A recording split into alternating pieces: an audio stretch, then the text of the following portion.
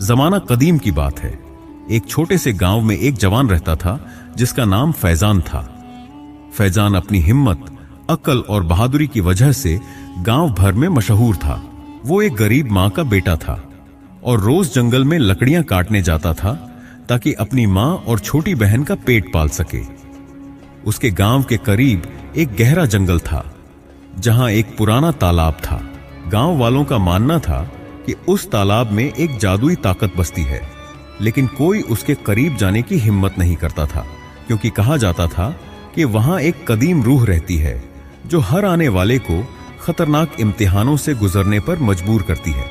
एक दिन जब गांव में अकाल पड़ा और लोग भूख से मरने लगे, फैजान ने अपनी मां से कहा, अम्मी, मैं उस तालाब के पास जाऊंगा। शायद वहां कोई खजाना या हल मिल जाए जो हमारे गांव को बचा सके। उसकी मां ने रोकते हुए कहा, बेटा, वह तालाब खतरनाक है, वहां से कोई जिंदा वापस नहीं आया। लेकिन फैजान ने कहा, अगर हम सब भूख से मर जाएंगे तो फिर जीने का फायदा क्या? मैं अपनी तकदीर आजमाऊंगा। अगली सुबह फैजान अपनी कुल्हाड़ी और रस्सी लेकर जंगल की तरफ रवाना हुआ। जब वह तालाब के करीब पहुंचा तो उसे एक अजीब सी सरसराहट सुनाई दी। तालाब का पानी काला और गहरा था और उसके किनारे पर एक पुराना पत्थर खड़ा था जिस पर अजीब नक्श बने थे। फैजान ने पत्थर को छुआ तो अचानक पानी से एक भूतनी प्रकट हुई। उसकी आंखें लाल थीं और आवाज ऐसी थी जैसे कोई तूफान बोल रहा हो। उसने कहा, ऐ इंसान, तू यहां क्यों आया?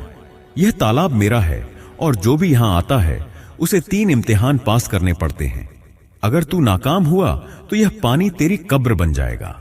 फैजान ने हिम्मत से कहा, मैं तेरी शर्त मानता हूं, बता पहला इम्तिहान क्या है? भूतनी ने हंसकर कहा, पहला इम्तिहान हिम्मत का है। तालाब के बीच में एक जजीरा है जहां एक शोला जल रहा है, तू उसे लेकर वापस आ, लेकिन खबरदार, तालाब में जहरीले सांप हैं जो तुझे खा जाएंगे।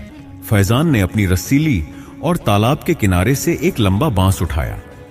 उसने बांस को पानी में डालकर उसे पुल की तरह इस्तेमाल किया और जजीरे तक पहुंच गया। वहां एक छोटा सा शोला जल रहा था। फैजान ने अपनी कुल्हाड़ी से एक लकड़ी का टुकड़ा काटा, उसे शोले से छुआ और वापस किनारे पर आ गया।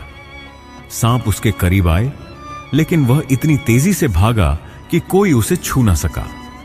भूतनी ने हैरत से कहा, तूने पहला इम्तिहान पास कर लिया, दूसरा इम्तिहान अक्ल का था।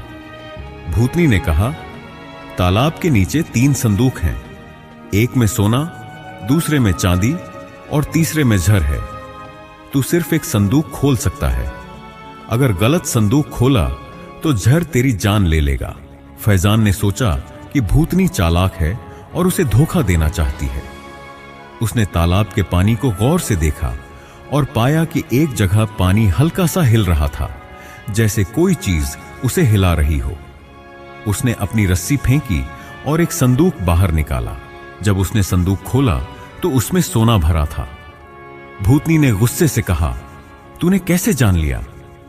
फैजान ने मुस्कुराकर कहा, झर हमेशा हल्का होता है और उससे पानी हिलता है। मैंने वही संदूक चुना जो सबसे साकेत था। भूतनी ने कहा, तूने दूसरा इम्तिहान भी पास कर लिया। तीसरा इम्तिहान सबसे खतरनाक था। भूतनी ने कहा, तालाब के किनारे एक पुराना दरख्त है, उसके ऊपर एक परिंदा रहता है जो हर राज जानता है। अगर तू उसे पकड़कर मेरी एक बात सच साबित कर सकता है तो खजाना तेरा है, लेकिन खबरदार, वो परिंदा जादुई है और तेरी जान ले सकता है। फैजान ने दरख्त की तरफ देखा। वो ऊंचा और फिसलन भरा था और उसकी शाखों पर एक सुनहरी परिंदा बैठा था जो चमक रहा था। फैजान ने अपनी कुल्हाड़ी से दरख्त के तने पर निशान बनाए ताकि वो चढ़ सके, लेकिन जैसे ही वो ऊपर पहुंचा, परिंदे ने उस पर हमला किया। फैजान ने अपनी चादर से परिंदे को ढांप लिया और उसे पकड़ लिया। परिंदे ने कहा, मुझे छोड़ दो वरना मैं तुझे जला दूंगा। फैजान ने कहा, पहले बता, भूतनी का क्या राज है? परिंदे ने बताया, भूतनी दरअसल एक शहजादी थी जो लालच की वजह से इस तालाब में कैद हो गई। अगर तू उसे उसके गुनाह का एहसास दिला दे तो वो आजाद हो जाएगी। फैजान वापस भूतनी के पास आया और परिंदे को उसके सामने रख दिया। उसने कहा, ऐ भूतनी, तू एक शहजादी थी जो लालच की वजह से कैद हुई। अगर तू अपने गुनाह मान ले और दोबारा नेक बनने का वादा करे तो तू आजाद हो सकती है। भूतनी रो पड़ी और बोली, तू सच कहता है? मैंने अपने बाप का खजाना छुपाया और लालच में इस तालाब की रूह बन गई। मैं वादा करती हूं कि अब नेक बनूंगी। इसके साथ ही तालाब का पानी साफ हो गया और भूतनी एक खूबसूरत शहजादी के रूप में बदल गई। उसने फैजान को खजाना दिया और कहा, यह तेरे गांव के लिए है। फैजान खजाना गांव वापस लाया और उसे गांव वालों के साथ बांट दिया।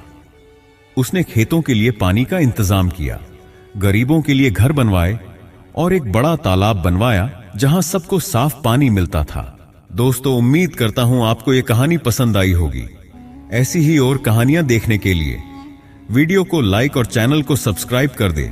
किसी और वीडियो में मुलाकात होगी। अपना ख्याल रखिएगा। अल्लाह हाफिज।